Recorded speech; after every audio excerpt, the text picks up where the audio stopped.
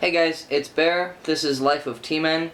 Today is Friday, September 4th, and this week's topic is drag. So, this week is another week where I don't have a huge opinion about this week's theme, but it's a theme-based channel, and I feel it's important to keep doing videos even if I don't really have a huge opinion about the theme. Especially if I can help to educate people, even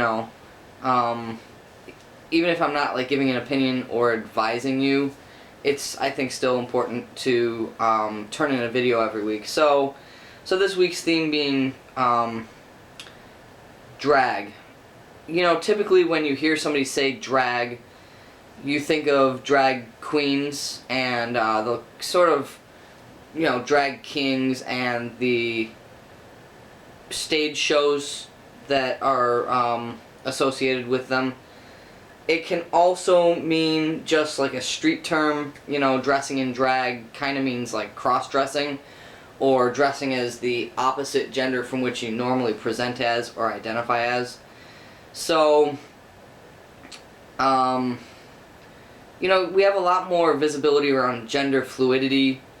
And I think that the concept of drag and cross-dressing is sort of blurring and fading, and I kind of celebrate that, even though I don't do it. I don't ever dress effeminately, because it's just not how I'm comfortable.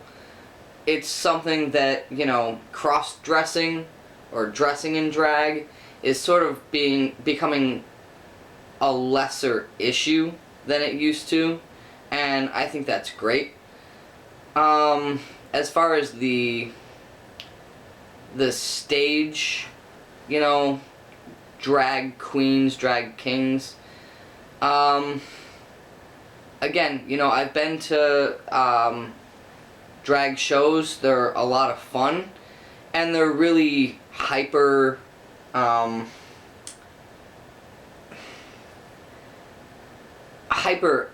as far as whichever way they're presenting. So like a drag queen being males who are dressed as females, they're really dressed up and they're really overacting in an effeminate way and a boisterous way, and they're a lot of fun. I've really enjoyed them, and yeah, I don't think that they're in any way offensive. I know that some trans people are a little bit offended by the concept. I'm not. I think they're a lot of fun. I don't think that drag performers are trying to offend anybody. I think it's something that they do as an outlet, just like many other outlets.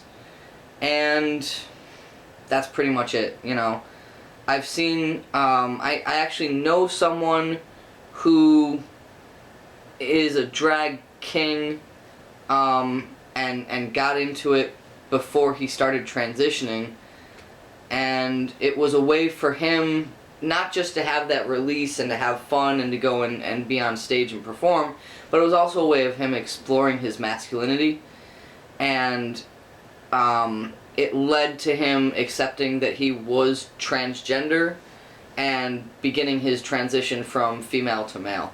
So that's another thing that's kind of interesting and confusing is that, does a drag performer have to necessarily be the opposite gender from what they are performing as? And I think that's where you start to get into a little bit more confusion and a little bit more blurring, again, because we live in a day and age where we know and understand that there are more than two genders. So, how do you have to identify to be a drag queen? Do you have to identify as a cis male, a male who was, assigned male at birth and identifies strongly as male? Do you have to be that to be a drag queen and to dress as a woman and perform as a woman?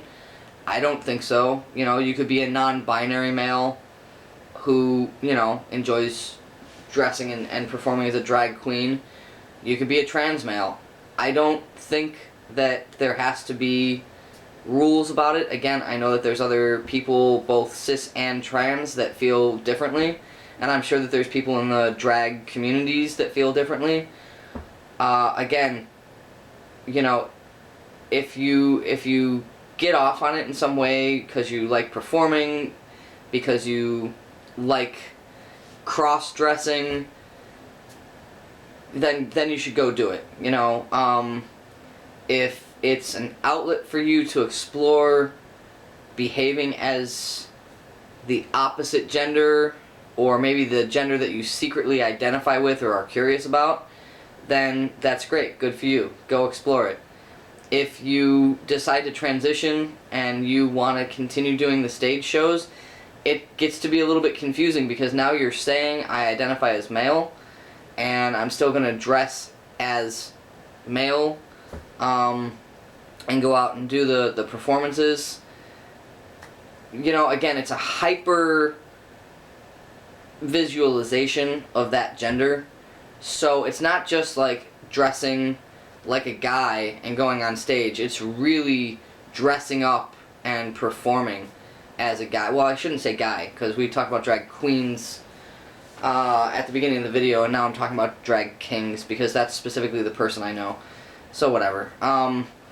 You know, if you start to transition and you identify as the gender that you are representing, sure, it gets a little confusing, gets a little blurred, but I don't really have a problem with it. If it's giving you an outlet in some way, then, you know, go for it.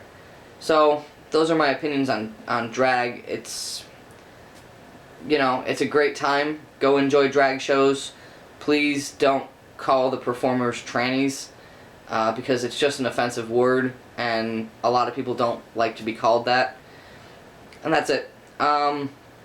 Next week's topic is the guy code, and then after that I think we have a fun video or a life update, and then there's the Q&A video. So please, if you've got any questions for our channel, for trans men, please send them in, and I'll see you next week.